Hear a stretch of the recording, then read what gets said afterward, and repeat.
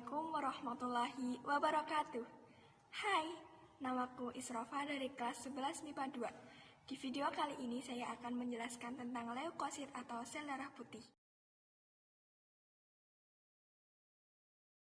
Jadi, subbab pada leukosit ini kita akan mempelajari tentang pengertian, ciri-ciri, sifat-sifat, dan macam-macam leukosit.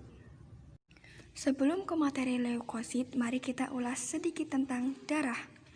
Darah merupakan jaringan ikat khusus berbentuk cairan yang tersusun dari plasma darah, sel-sel darah, dan keping darah atau trombosit.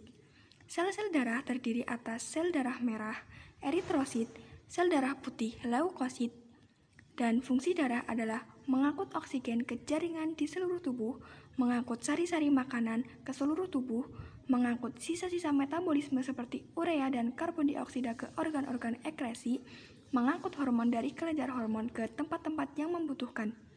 Nah, pada video kali ini kita akan membahas tentang leukosit. Part 1. Pengertian leukosit. Leukosit atau sel darah putih adalah sel yang membentuk komponen darah. Kalian bisa melihat gambaran tentang leukosit pada ketiga gambar tersebut. Selanjutnya, part 2, ciri-ciri leukosit. Ciri-ciri leukosit yang pertama, memiliki bentuk yang bervariasi dan berinti. Kedua, tidak mengandung hemoglobin. Ketiga, jumlah normal leukosit di dalam darah adalah sekitar 5.000 sampai 10.000 sel milimeter kubik darah. Keempat, leukosit lebih banyak beraktivitas di dalam jaringan, bukan di dalam pembuluh darah. Kelima, leukosit diproduksi di dalam sumsum merah dan sumsum kuning tulang. Keenam, di dalam darah, leukosit hanya bertahan 1 hari dan kemudian akan menuju ke dalam jaringan. Di dalam jaringan, leukosit mampu bertahan selama beberapa hari hingga beberapa bulan, tergantung jenis leukositnya. Ketujuh, leukosit berfungsi melindungi tubuh dari serangan benda-benda asing. Sebelum berlanjut ke part 3, kalian bisa melihat pada gambar-gambaran tentang macam-macam leukosit atau sel darah putih. Part 3. Sifat-sifat leukosit. Leukosit atau sel darah putih memiliki 4 sifat. Yang pertama, fagositosis, merupakan kemampuan menelan benda-benda asing, mikroorganisme, atau eritrosit yang sudah tua atau rusak. Kedua, diapedesis merupakan kemampuan menembus kapiler darah menuju ke jaringan. Ketiga, gerak amuba merupakan kemampuan bergerak seperti amuba dengan membentuk kaki-kaki semu yang panjangnya dapat mencapai 3 kali panjang semula dalam waktu 1 menit.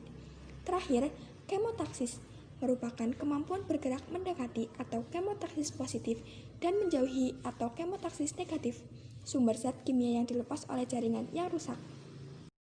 Part 4. Macam-macam leukosit. Macam-macam leukosit berdasarkan ada tidaknya granula di dalam sitoplasma dibedakan menjadi 2 jenis. Pertama, agranulosit adalah leukosit yang tidak memiliki granula-granula di dalam sitoplasmanya. Kedua, granulosit adalah sel-sel leukosit yang memiliki granula-granula di dalam sitoplasmanya. Kalian bisa melihat perbedaan granulosit dan agranulosit pada gambar.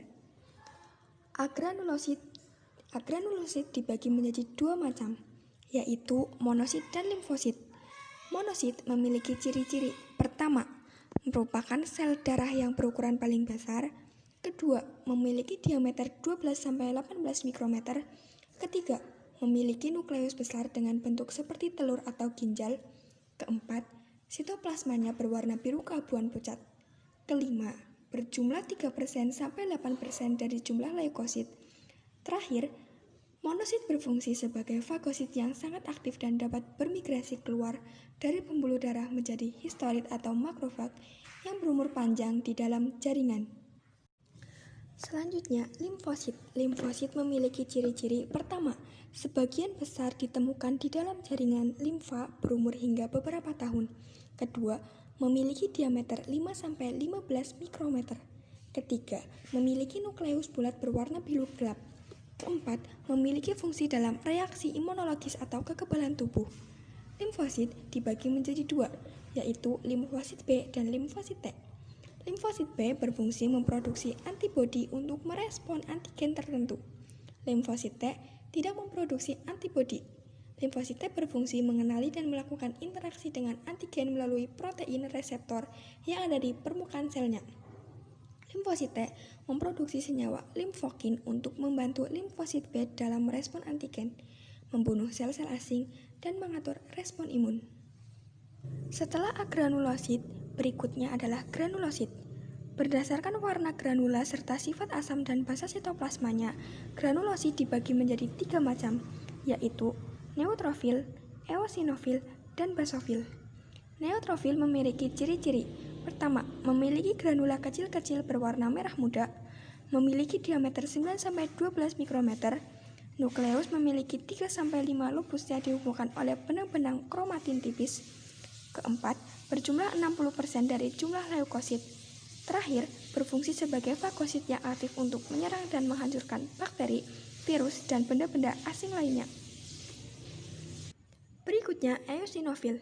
Eosinofil memiliki ciri-ciri pertama, memiliki granula besar-besar dan kasar berwarna jingga kemerahan. Memiliki diameter 12-15 mikrometer. Nukleus memiliki 2 lobus, berjumlah 1-3% dari jumlah leukosit.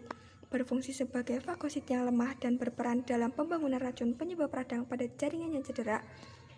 Terakhir, basofil. Basofil memiliki ciri-ciri sebagai berikut.